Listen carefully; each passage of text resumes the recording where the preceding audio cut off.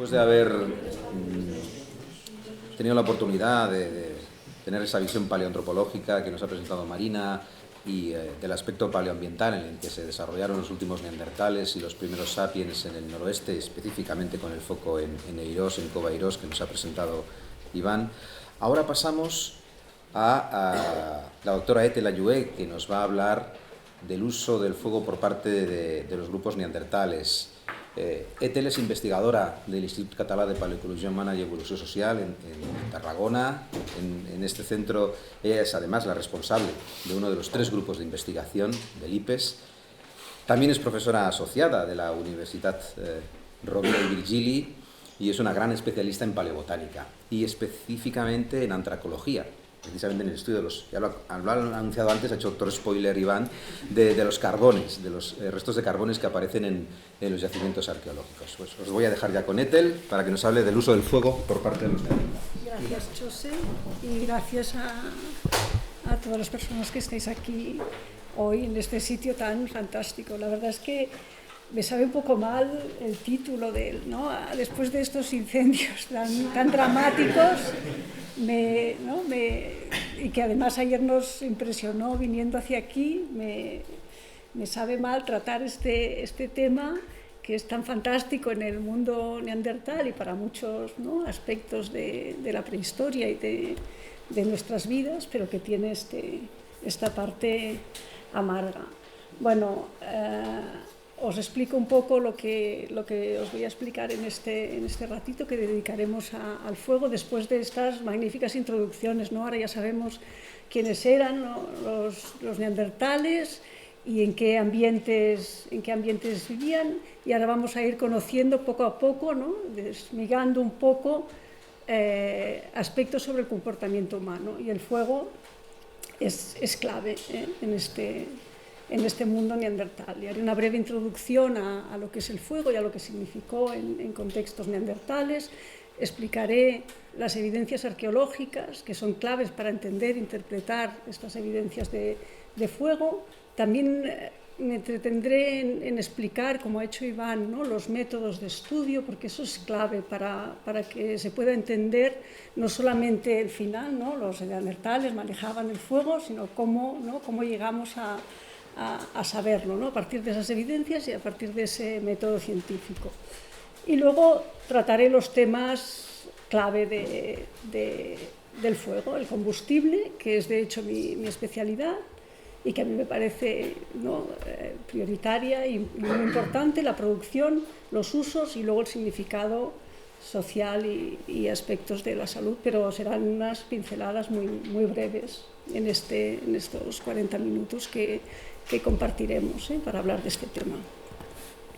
El fuego tiene un interés, ¿no?, el fuego mágico a todos nos impresiona y de hecho cuando, ¿no?, enciendes una hoguera siempre te quedas, ¿no?, embelesado mirando y compartimos con el fuego, ¿no?, muchos eventos, ¿no?, la noche de San Joan o en la mitología o las barbacoas. Es un elemento que pervive desde los neandertales hasta la actualidad, y tenemos también, ¿no?, este aspecto más negativo. Esta es una imagen de aquí, de una zona, ¿no?, sacada de internet, esta imagen negativa del fuego que tiene que ver con la propia naturaleza, ¿no? Muchas veces son provocados, pero luego también forma parte de la naturaleza de nuestros ecosistemas.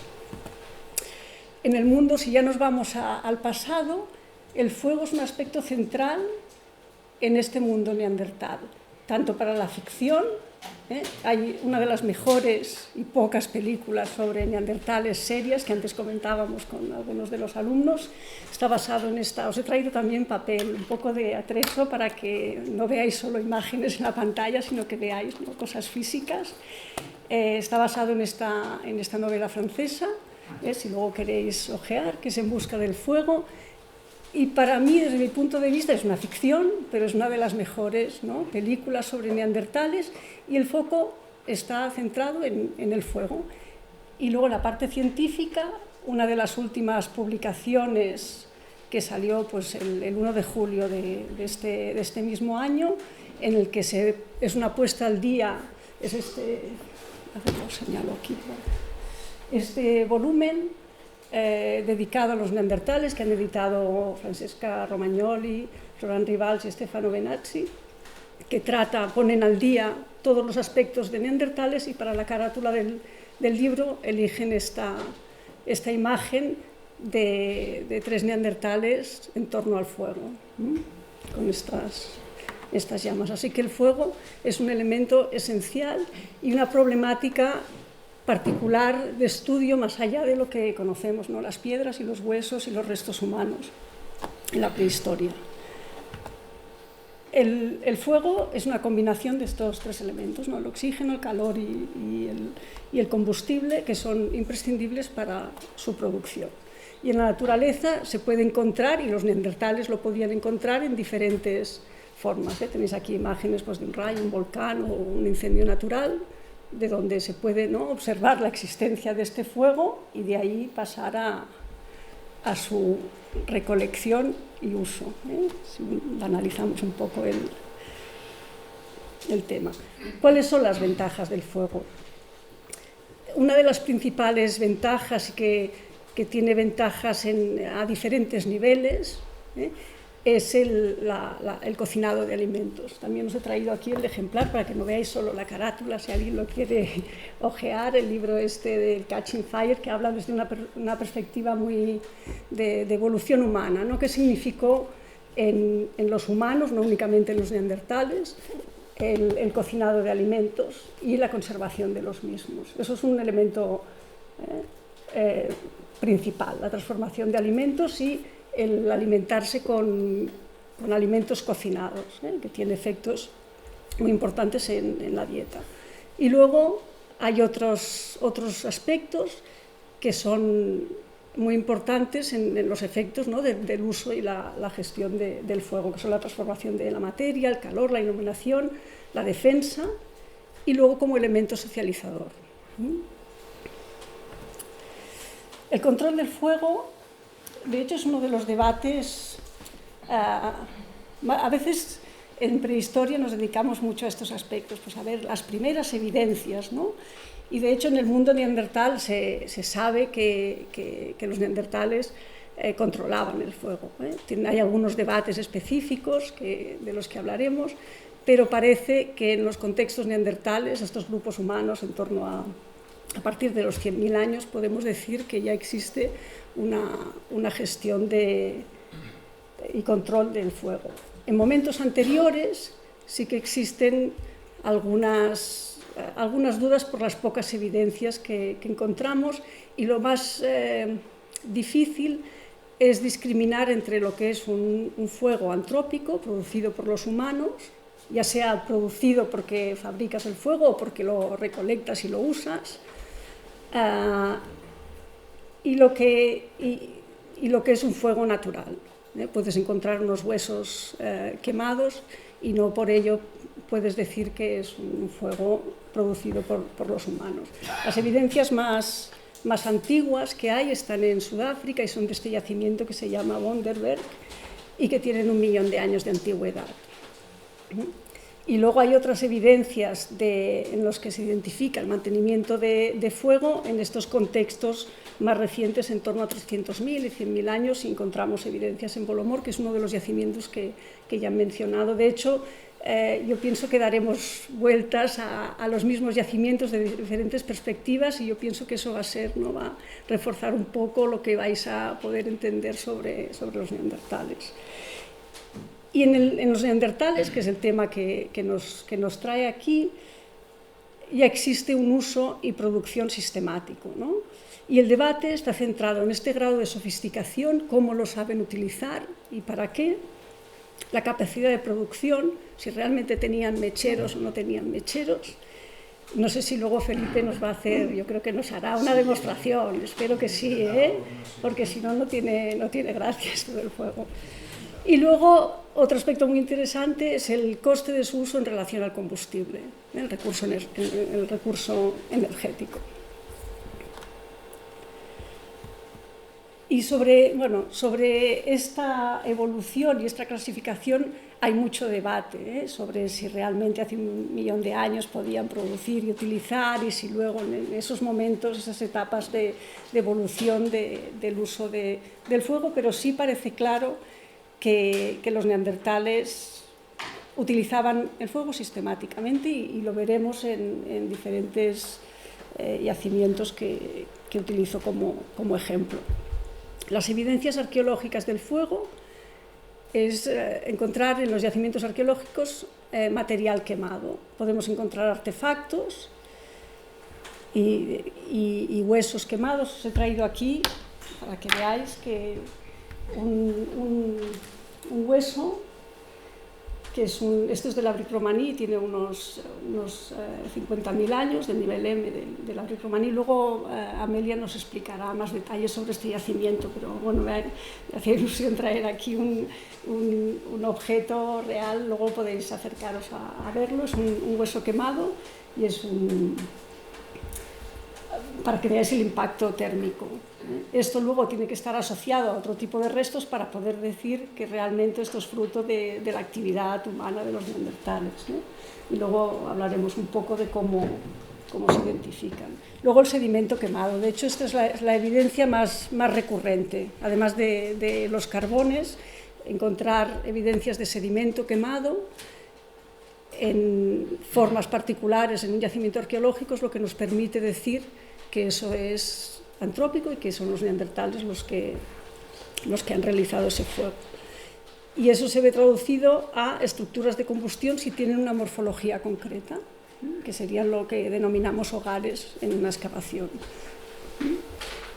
Y por último, los micro y macrorestos botánicos que Iván ya ha mencionado, ¿no? Los carbones, y luego otros restos más pequeños, como pueden ser los fitólitos, que son cristales de sílice, que son esqueletos de las plantas y que permiten identificar diferentes partes de las plantas. Aquí veis en estas imágenes estructuras de combustión en diferentes yacimientos arqueológicos relacionados con neandertales, y veis, la verdad es que las evidencias de fuego en la Brique Romaní son espectaculares. Es decir, que encontramos, no estaban encendidos simultáneamente, obviamente, pero sí se encuentran estas manchas que se pueden delimitar muy bien en el espacio, que normalmente en contextos neandertales son lo que llamamos hogares planos y sin ninguna, no es el típico hogar con las piedras alrededor que igual nos construiríamos nosotros para hacernos una barbacoa. Sí que es verdad que en algunas ocasiones pueden tener algún tipo de protección, o alguna vez aprovechar alguna cubeta para hacer el fuego y que eso tenga, ¿no?, una mejor funcionalidad, pero en general lo que se encuentran son manchas ovaladas, circulares, con un impacto en el sedimento, ¿no? Y tiene que haber ese impacto térmico y esa rubefacción para poder decir que eso es un fuego delimitado, fabricado, construido por los grupos humanos. Y aquí en esta, la verdad es que no es muy buena calidad esta imagen, pero se pueden ver las secciones. Estas son secciones de los yacimientos, en las que se han identificado estos hogares, y quedan bien delimitados, y por ese motivo podemos decir que es producto de la actividad humana. El mapa, será interesante ver cómo cada uno de nosotros vamos, en casi todas las presentaciones va a haber un mapa muy centrado en esta parte, ¿no?, que es el culo del mundo, digo yo, siempre es un cul-de-sac, Europa, que nosotros hacemos como protagonistas. Es verdad que en el caso de los neandertales tienen bastante protagonismo, y en la península ibérica, que nos interesa particularmente estos días, pues también. Y vamos a hacer mapas de distribución. Estas son las evidencias, es una selección de evidencias más significativas de fuego, de yacimientos con fuego antrópico neandertal, ¿no? En esta tenemos el mapa de Europa y el oeste de Asia con estas evidencias, y luego aquí un zoom de la parte de Francia, la península ibérica, y yo creo que con la superposición de los diferentes mapas que ya nos han presentado Mariana y Iván y estas evidencias de fuego, al final tendremos un mapa, ¿no?, de superposición de ocupaciones, siempre, como ya han dicho antes, pues más puntos siempre en las costas, pero yo creo que eso también, ¿no?, nos lo van a resolver en estos días y quizás aparecen más puntos en otras áreas, pero en las zonas donde hay cuevas es donde vamos a encontrar más conservación de secuencias y, por lo tanto, más conservación de evidencias de fuego. En yacimientos al aire libre, que probablemente ocupan de la misma manera que las cuevas estos grupos de neandertales, es más difícil que se preserven, o imposible, ¿no?, que identifiquemos, casi imposible que identifiquemos estos restos de fuego, porque si hacéis una hoguera y la dejáis pasar un tiempo, pues puede desaparecer casi inmediatamente, si hacéis un experimento. Pero yo pienso que este es el mapa, es con las evidencias más fiables de fuego neandertal, a las que se suman otros yacimientos que igual tienen otro tipo de restos que no corresponden a estos hogares que hemos descrito con anterioridad. ¿Cómo estudiamos, ¿no?, el fuego, ahora que sabemos que, ¿no?, que es una tecnología que utilizan los neandertales? ¿Cómo lo estudiamos? ¿Cómo vamos a los contextos arqueológicos y cómo registramos una evidencia que no es como... Es verdad que en este caso, pues sí, nos llevamos el hueso quemado y lo podemos estudiar, pero hay una parte que son estas estructuras de combustión que cuando las encontramos y las excavamos ya no las tenemos. Y entonces yo creo que eso Amelia le va a dedicar también tiempo a explicar, ¿no?, cómo se excava y cómo se identifican este tipo de estructuras que luego no pueden ir a un museo, ¿no?, y que se pueden revisar con el tiempo. Una vez lo excavas, o recoges bien la información o te olvidas. Y entonces, en la última década quizás, ¿no?, se ha ido desarrollando esto que se denomina pirotecnología, que es el estudio de este fuego como un artefacto, como si fuese un objeto, para recopilar en el campo la mayor parte de información posible, ¿no?, todos los datos que necesitamos, descriptivos sobre todo, de cómo es un resto de estos hogares, y poder trasladarlo luego a una interpretación.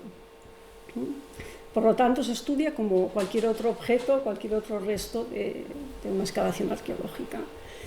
Y luego además se utilizan otras técnicas de análisis, ¿no?, los restos con la zooarqueología, que ya ha mencionado también Iván. Se pueden estudiar los restos óseos y cómo se han quemado, y dependiendo de cómo se hayan quemado podrás hacer una interpretación del uso de ese fuego y luego cómo, ¿no?, qué le ha pasado a este hueso, si se ha quemado porque lo han utilizado porque han cocinado, o se ha quemado porque ya estaba allí y han hecho un fuego encima, o si se ha quemado totalmente, o aquí en este caso está rubefactado, así que está menos quemado y por aquí está más quemado, y eso te aporta información de qué le ha pasado a este hueso, y luego puedes interpretar, ¿no?, cómo los neandertales han procesado este animal.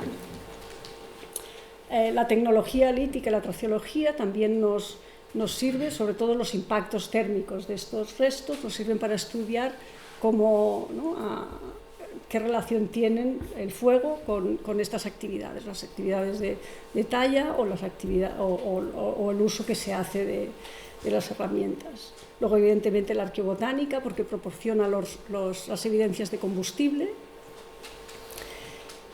y el análisis de sedimentos quemados, ¿no?, que ahí se aplican numerosas técnicas para poder entender cómo se ha quemado, qué se ha quemado y cómo se ha formado esa estructura de combustión que tenemos. La micromorfología es una de las disciplinas que más se utiliza para... Os voy a enseñar esto. Bueno,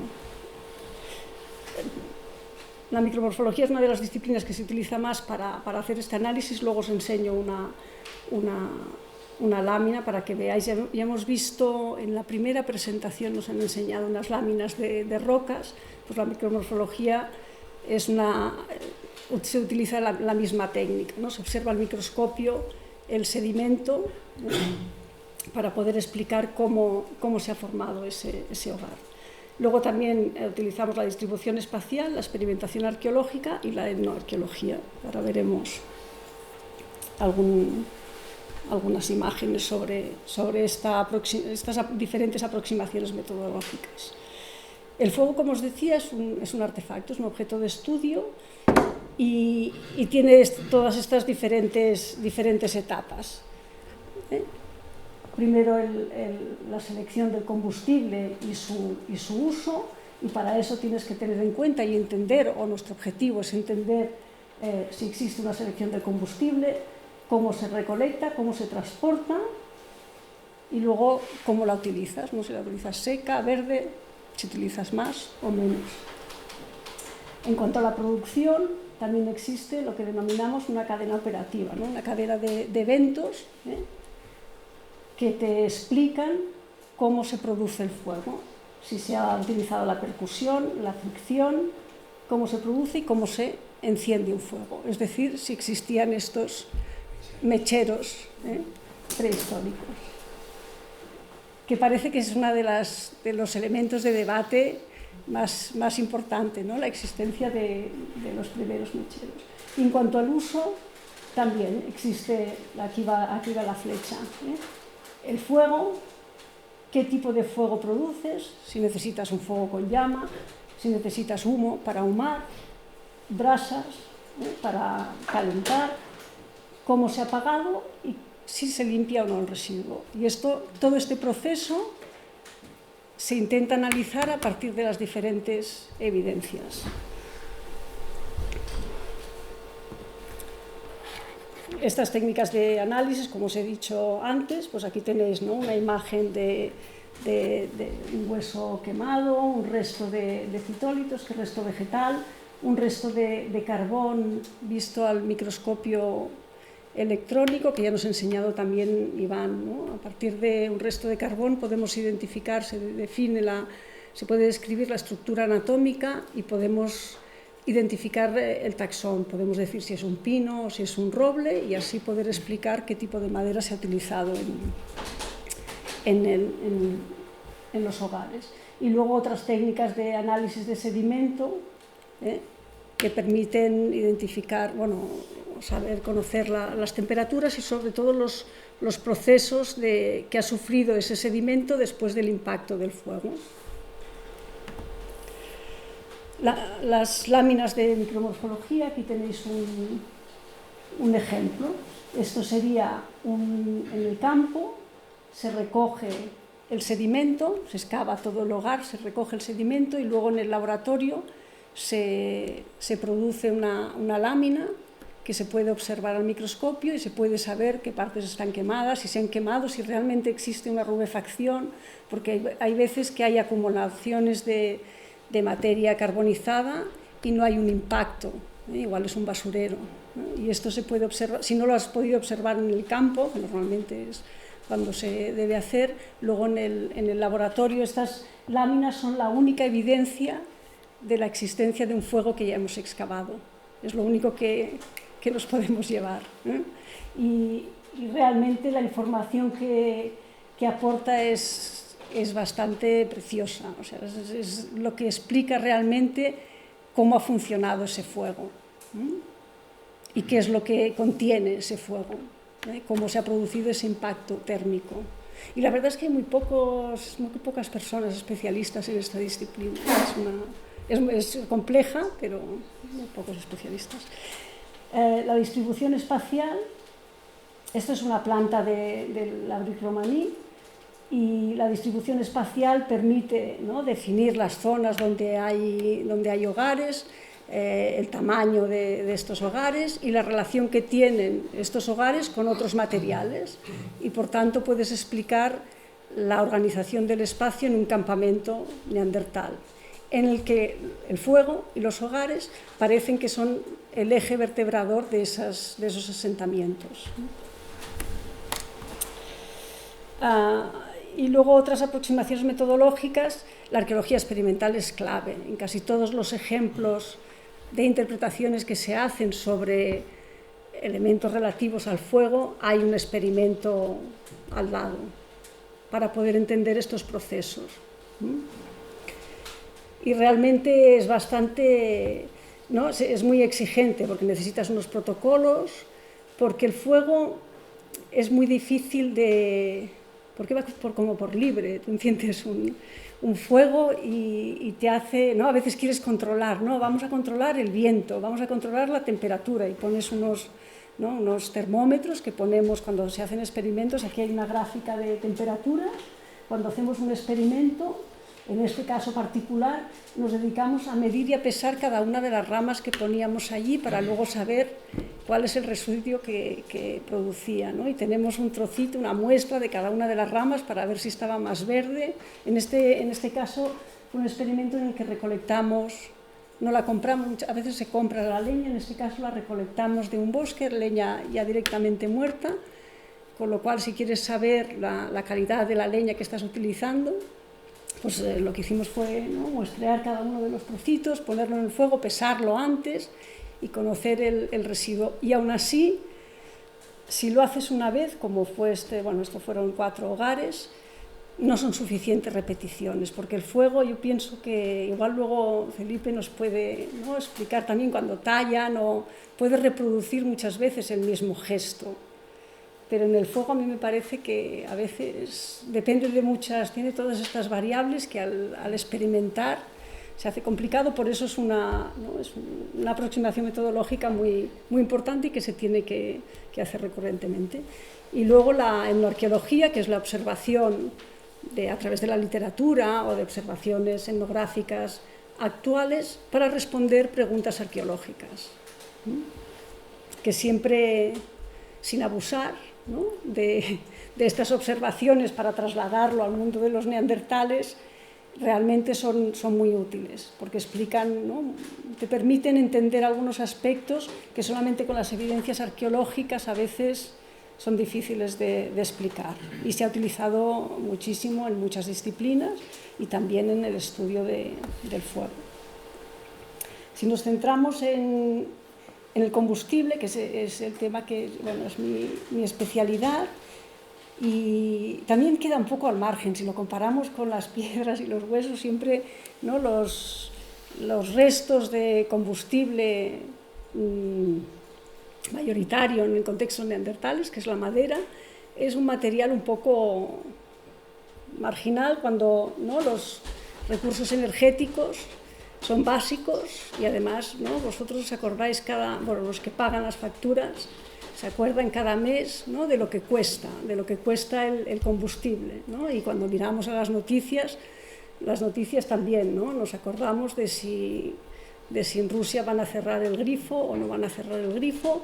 La energía es imprescindible, en este caso, en el mundo neandertal también, para mantener estos hogares. Pero es una investigación que en prehistoria siempre queda un poco...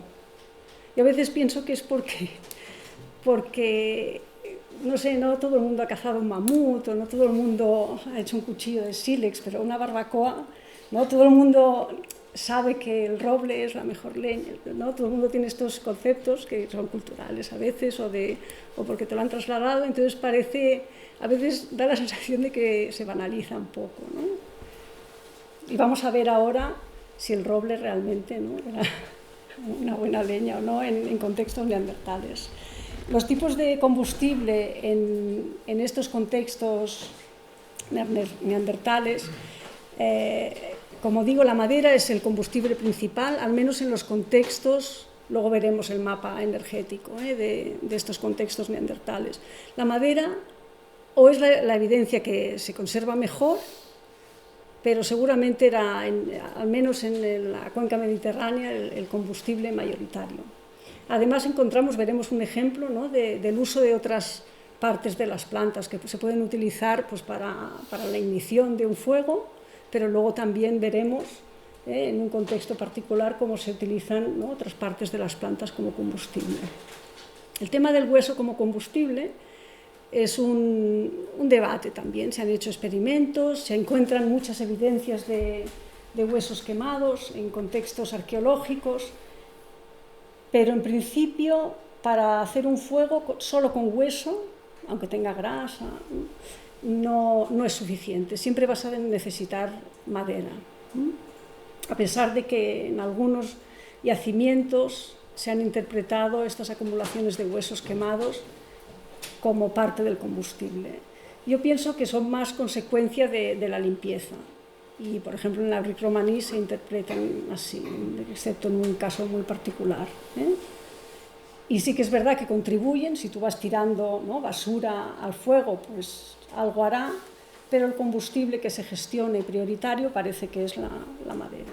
Luego la grasa, que también forma parte de estos huesos, y luego en algunos animales, por ejemplo, esta imagen que hay aquí es de ballena.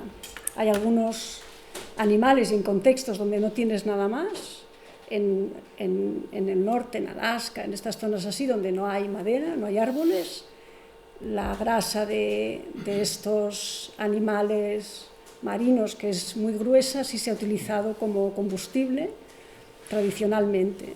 Sí que es verdad que es mucho más tóxica, y hay muchas enfermedades respiratorias ligadas al uso de este tipo de materia como combustible. Los excrementos los he incluido aquí porque en prehistoria reciente sí que se encuentran evidencias del uso que también tradicionalmente, ¿no?, las boñigas de vaca o los excrementos como combustible, pero en contextos neandertales no se han identificado, ¿no?, y seguramente no se utilizaba. Y luego el lignito solo se ha identificado en un caso muy particular y es un uso puntual. Es decir, que la madera es el combustible principal en estos contextos de los que estamos hablando hoy. Y la gestión del combustible no es una cosa tan simple como cojo lo que hay y lo quemo, sino que parece que las evidencias indican que depende de diferentes factores, desde los culturales, de lo que tú consideres que es una buena madera, una mala madera, de los tabús, de los tipos de asentamiento y de la duración, ¿no?, de cuánta madera necesito para que funcionen estos hogares durante el tiempo que necesito tenerlos encendidos, ¿no?, del tamaño, ¿no?, del número de personas que ocupan un asentamiento, y luego de la funcionalidad de estos hogares, ¿no?, si necesito ahumar, o necesito cocinar, o necesito calentar. Así que estas son estas necesidades energéticas, ¿no? Es clave las fuentes de aprovisionamiento. En el caso de la madera, de acuerdo con las evidencias, parece que siempre es local. No es como el recorrido que se hace muchas veces para la explotación de materias primas líticas. Siempre se trazan unas líneas, ¿no?, van hasta 30 kilómetros a buscar este sílex especial. En el caso de la leña, siempre se interpreta como algo muy local, porque aunque el sílex puede pesar más, ¿no?, puede pesar más que un trozo de madera, cuando necesitas un aprovisionamiento diario, seguido, y tienes que mantener un fuego, lo más probable es que la recolecta sea local y de madera ya preparada, muerta, y que si se agota, pues te vayas a otro sitio. Es verdad que la disponibilidad, ahora veremos los tipos de madera, pero en los bosques neandertales, si los podemos llamar así, están formados por coníferas que tienen una producción de biomasa muerta muy, muy elevada, y seguramente que no tenían problemas de recursos en esta parte del mundo, Más al norte, donde hay menos árboles, es un poco más complicado.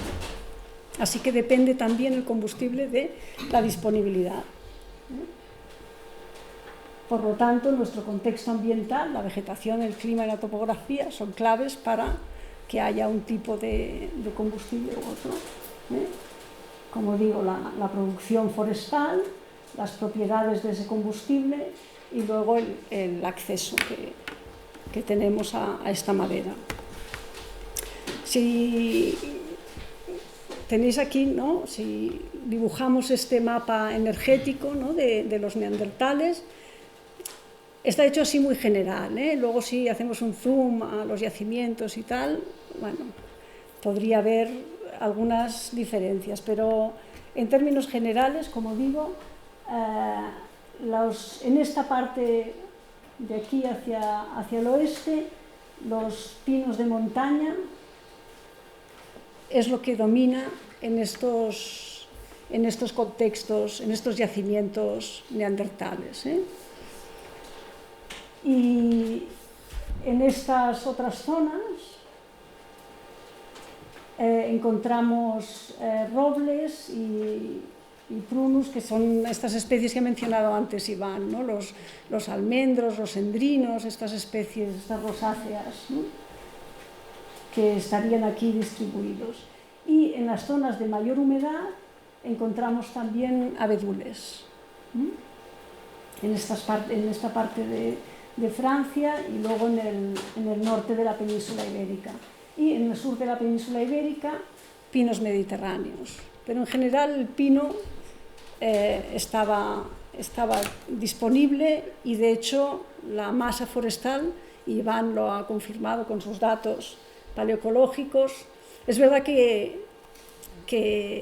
no todo era bosque, sino que los bosques estaban, ¿no?, tenían, aquí tenéis una imagen, ¿no?, los bosques de estas coníferas no tenían igual grandes extensiones, pero sí formaban bosques en esta parte de la península ibérica.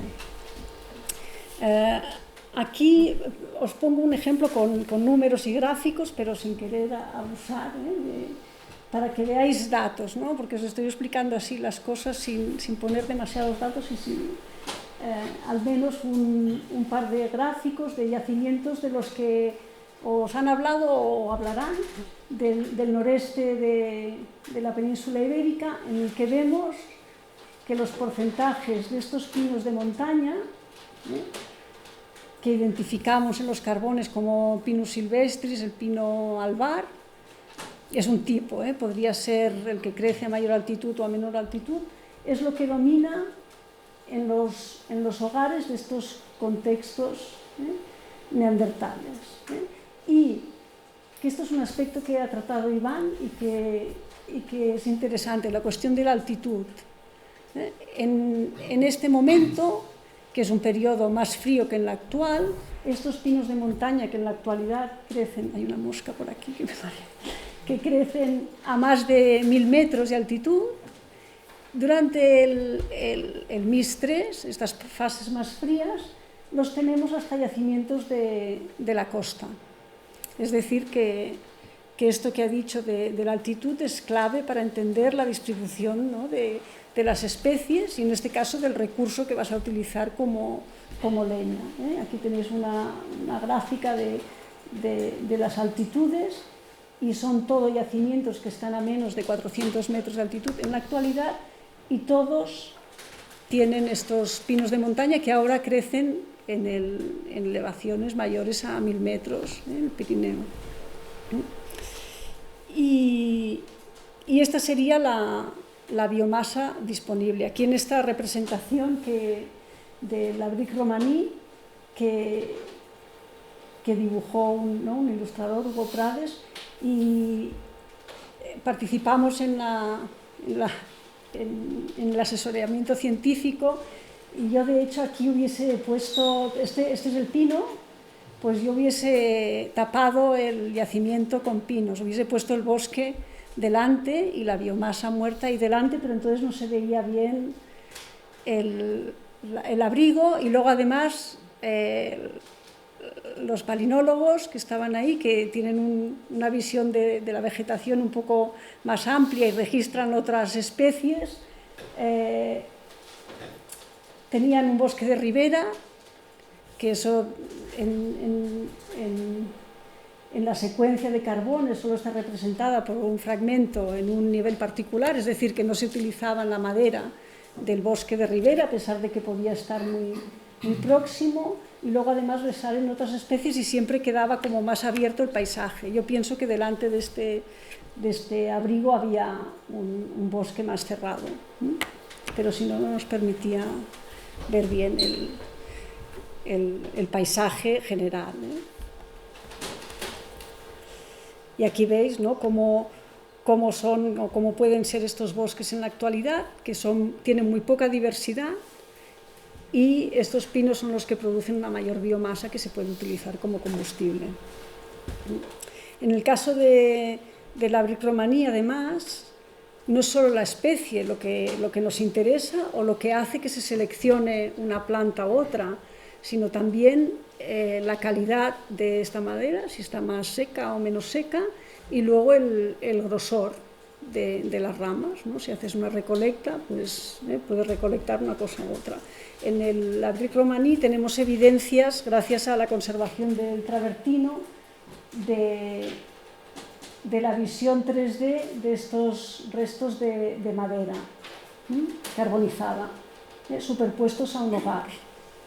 Y esto es un hogar abandonado en el que se quedaron 2 trozos de madera, que eso seguro, si habéis hecho algún fuego en el campo, en una barbacoa, ¿no?, tú vas quemando, vas poniendo la madera, se va quemando y luego quedan, ¿no?, si se apaga el fuego, quedan 2 trozos de madera sin carbonizar, y podemos ver bien el diámetro de estas maderas. Por lo tanto, también hay una selección de la especie, pero es la especie que hay disponible, y luego de los grosores. Además, en este mismo yacimiento, en otro de los niveles, se introdujo el debate sobre si los huesos se utilizaban o no como combustible, y en un estudio de Joana Gabucio sobre la distribución espacial de estos huesos quemados, identificó una concentración de huesos calcinados en un punto muy concreto. Y en el trabajo que hizo no acababa de interpretar si esos huesos podían ser fruto de un uso particular de ese material como combustible, o que realmente es un basurero y es donde han ido a parar. Es decir, que esa interpretación sobre el hueso como combustible no está cerrada. Y otro aspecto importante es de la calidad de la madera, si está más o menos degradada.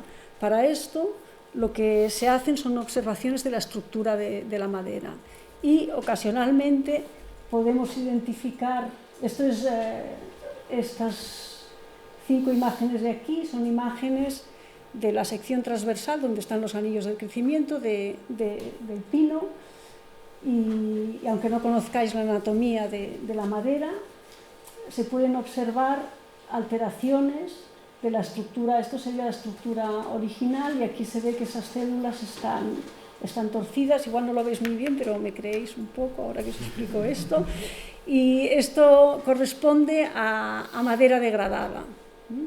La verdad es que después de hacer una síntesis de muchas observaciones en diferentes yacimientos de estas alteraciones, no se acaba de observar un patrón específico de que se utilice más o menos madera degradada o más o menos seca, pero en algunos contextos particulares sí que han observado concentraciones de madera degradada, y a partir de evidencias etnográficas sí que se han hecho interpretaciones sobre un uso específico de madera podrida, pues para generar más humo o para actividades específicas.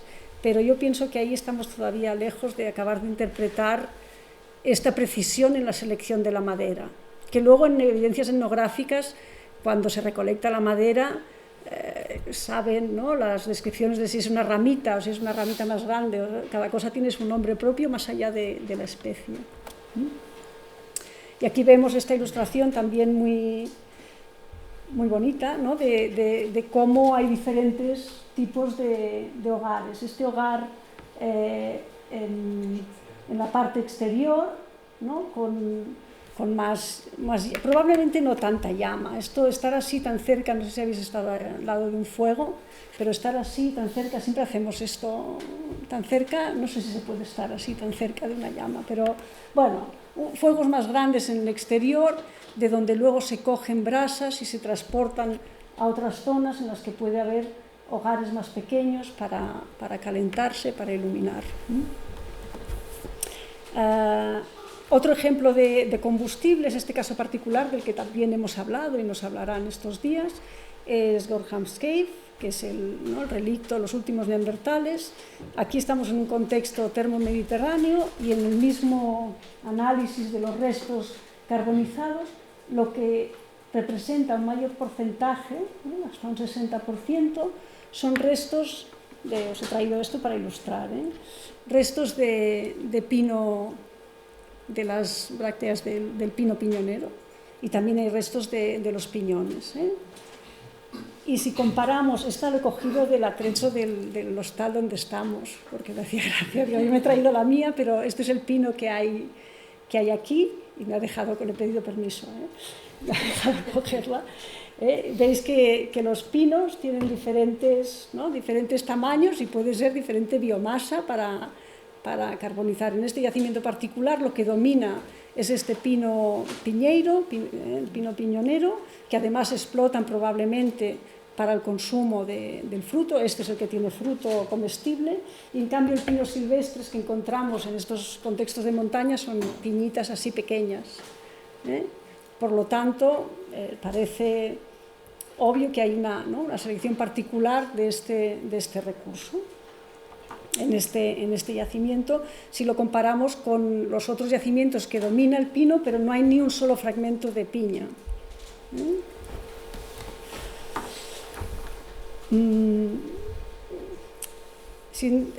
La cuestión de la producción de los mecheros, de la producción del fuego. Esto es bastante... Os he traído el original, es un clásico, está en francés, de Colina Girard. Si alguien lo quiere ojear, están estas ilustraciones explicadas y si a alguien le interesa.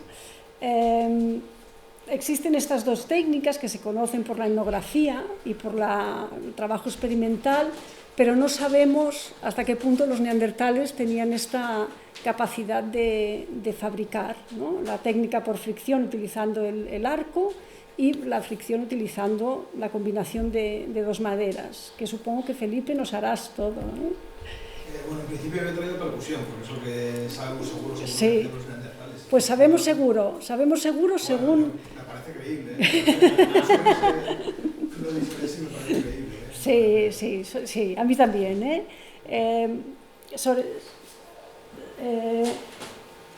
no existen evidencias de técnica por fricción, existen evidencias etnográficas y de contextos más recientes, pero sí existe una persona que se ha dedicado a estudiar muchos restos de muchos contextos neandertales para poder identificar estos mecheros. De hecho, lo importante de esta investigación de Sorensen es que no se ha basado únicamente, sino hay los que son contrarios a lo que plantea Sorensen, no estamos encontrando yesca, que es lo que necesitas, no necesitas madera para la fricción, roca para la percusión en la fricción, y necesitas la marcasita, la pirita, y luego la yesca, que es este hongo que te permite la ignición. Como no hay evidencias de yesca y no tenemos miles de marcasitas y piritas, los neandertales no producen fuego. Pero Sorensen dijo, es que un mechero no hace falta llevarlo encima, los neandertales con esta otra técnica, ¿no?, pueden producir el fuego. Entonces se dedicó a hacer una experimentación sobre la producción de fuego a partir de otros útiles, y luego a revisar conjuntos líticos en los que no se había identificado, que no serían identificables como mecheros, pero buscando trazas que eran similares a las identificadas con sus experimentos. Y parece, a pesar de que tiene despertó mucha controversia, sí parece que los neandertales podían producir el fuego de manera bastante inmediata y que no necesitaban llevarlo con ellos como en la película, ¿no?, de la en busca del fuego. Y sobre todo la cantidad de hogares que hay en los yacimientos, y parece que, bueno, si tuviesen que esperar a que caiga un rayo para ir a recolectar, no parece, a pesar de que hay, ¿no? hay parte de la comunidad científica que considera que es así, que el fuego solo se encendía cuando, sobre todo en periodos más antiguos, ¿no? Solo se encendía cuando tenían la oportunidad de recolectar el fuego. Pero yo pienso que estos neandertales de la península ibérica sí que podían producir de una manera u otra, y creo que Sorensen, como dice Felipe, lo ha demostrado con sus trabajos, ¿eh? Así que tenemos los mecheros. Luego otros usos. De hecho, esto que he dicho también al principio, ¿no? El fuego produce luz, calor y protección. Esto es la primera frase que utilizamos todos los que nos dedicamos a esto. Cuando escribes todos los artículos del fuego entre neandertales, las primeras frases es el fuego, luz, ¿no? Para la alimentación, el calor y la protección. Pero de estos tres aspectos tampoco sabemos si los neandertales realmente necesitaban alargar las horas del día, igual ya tenían bastantes con las que fuesen, o iluminar los lugares oscuros. Los otros aspectos sí, cocinar, esto sí, pero también lo del calor, pues sí, que permite, ¿no? calentarte, pero no existen, ¿no? evidencias de que esto realmente fuese lo que les hacía utilizar el fuego. Y la protección, pues. Pero sí que es verdad que el fuego es ¿no? sirve para protegerse, para producir calor y para iluminarse. Pero no sabemos hasta qué punto los neandertales esto les importaba más o menos. Sí que es verdad que la transformación de los alimentos, eso sí que es clave, porque el cocinado de los alimentos, vegetales y animales, de esto sí hay muchas evidencias, y además sí que es un salto cualitativo, ¿no? en la vida de estos grupos humanos. La extracción de la médula ósea, que es una parte que se consume, ¿no? al calentar, y esto sí que el fuego tiene un valor específico. Y luego la conservación, que eso sí que es clave. Si tú eres capaz de. Tampoco hay muchas evidencias directas del ahumado, porque os he dado alguna pista, ¿no? La utilización de esta madera que hace más humo, o en su arqueología las evidencias de fileteado, ¿no? que luego permitiesen ahumar y conservar la carne. Pero bueno, existen evidencias puntuales. Y luego el hervido, no sé si luego me corregirán, pero es verdad que en la Brique Romaní también se han encontrado algunas piezas líticas que están craqueladas por el fuego y podrían haberse sido utilizadas para hervir, como vemos aquí en esta ilustración, ¿no? Calentar unas piedras, ponerlas en agua, y entonces el agua hierve. Esto también son observaciones etnográficas y experimentales, y evidencias puntuales que aún quedan, ¿no? algunos pasos para demostrar de manera definitiva. La transformación de la materia, no siempre existen evidencias de esto en los contextos neandertales, pero sí que es verdad que la talla lítica del sílex se favorece si tiene un impacto térmico. No sé si de esto nos harás una experimentación luego. Ahí no. Sí.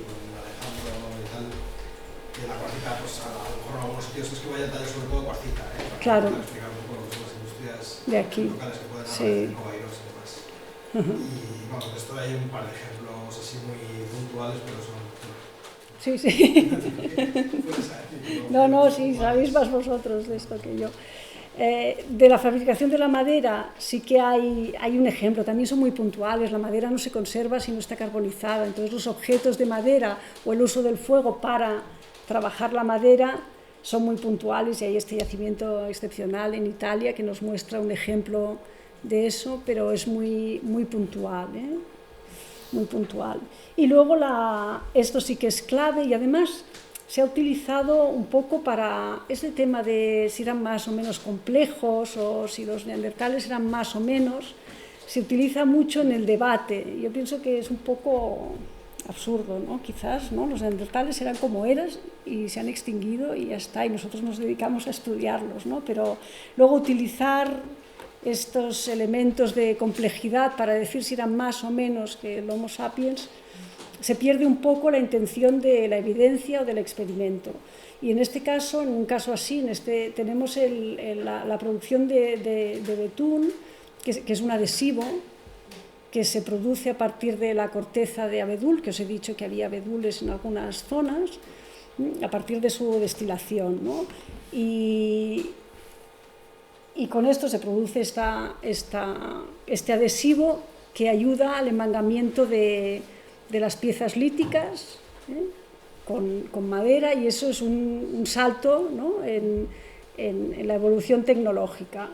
Y entonces hay varios trabajos sobre esto, y hay unos en los que explican la complejidad de esta técnica, que es esta gráfica de aquí de la izquierda, ¿no? Lo que necesitas saber y cómo tienes que entender las propiedades tanto del abedul como el proceso técnico para obtener la brea, y luego el uso que se hace como adhesivo. Y este otro trabajo, que es muy interesante porque es un experimento en el que producen el mismo producto, pero con un experimento muy simple, que solamente necesitas pues fuego y poco más, y este abedul. Y de hecho el título de este trabajo es un poco para desmontar esta complejidad de los neandertales, y supongo que es igual de complejo, ¿no? Si tú sabes que este producto se puede utilizar para enmangar y existen evidencias de ello, pues esto es lo que hacían los neandertales, fuesen más o menos complejos, ¿no? Y ya para acabar, un par de pinceladas sobre la socialización. Parece que sí que el fuego es el eje central, y por eso, ¿no?, se denomina, ¿no?, el hogar es el eje central de esta vida o de las ocupaciones neandertales. En muchos contextos se ha visto así, y ahora veremos en el ejemplo de la Brique Romaní, que explicará Amelia, en que es vertebrador y que sí organizaban el espacio. Pues aquí hay un hogar más grande, otros cerca de la pared del abrigo más pequeños, y organizaban ese espacio, y es un elemento que aquí está bien ilustrado, ¿no? Los neandertales alrededor de... Igual es un actualismo nuestro, pero sí parece que los materiales sí están así organizados. No tenemos a los individuos, pero sí hacemos este salto interpretativo a que el fuego organiza el espacio, organiza los individuos y permite esa comunicación, que de hecho no se interpreta únicamente a través de los hogares, sino todos los estudios que hay sobre aprendizaje, sobre comunicación y sobre el lenguaje, ¿no? Y ya para acabar, las consecuencias, ¿no?, del uso del fuego. Esto hay poquísimos estudios todavía sobre, ¿no?, los efectos de las emisiones. De hecho, incluso hay un artículo sobre la extinción de los neandertales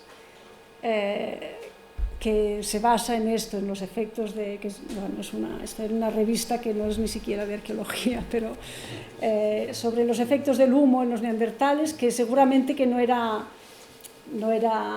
tanta como nos puede parecer ahora, ¿eh? No estaban todo el día ahumándose en torno al fuego, pero sí que es verdad que estos estudios que ha hecho esta investigadora israelí sobre la distribución de los hogares y su localización a través de unos modelos de emisiones de humo, sí parecen indicar que los fuegos están colocados en los sitios donde les va mejor, tanto para su funcionamiento como para que las emisiones no sean tan perjudiciales. O la habitabilidad, ¿no?, si son perjudiciales o no tampoco lo sabían, pero que el confort y la habitabilidad fuese mejor.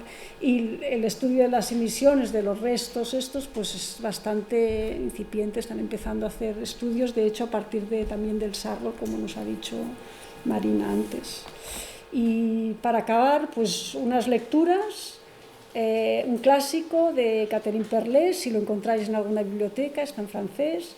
Yo creo que si queréis leer una buena introducción a lo que es el fuego en la prehistoria, no hace falta que os leáis la tesis, pero la introducción a esta tesis doctoral de Aitor Burguet yo pienso que es clave, y es un documento que se puede descargar online, está abierto.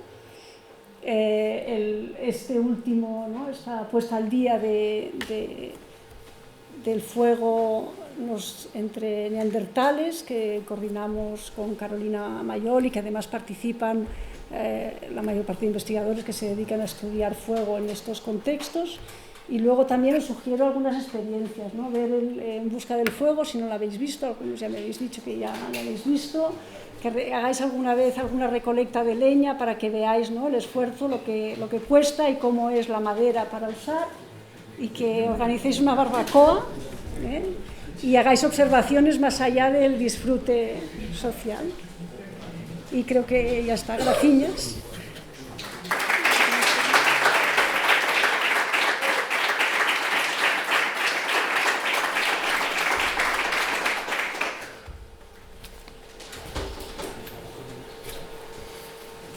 Hay representaciones de fuego en pinturas. Dibujos.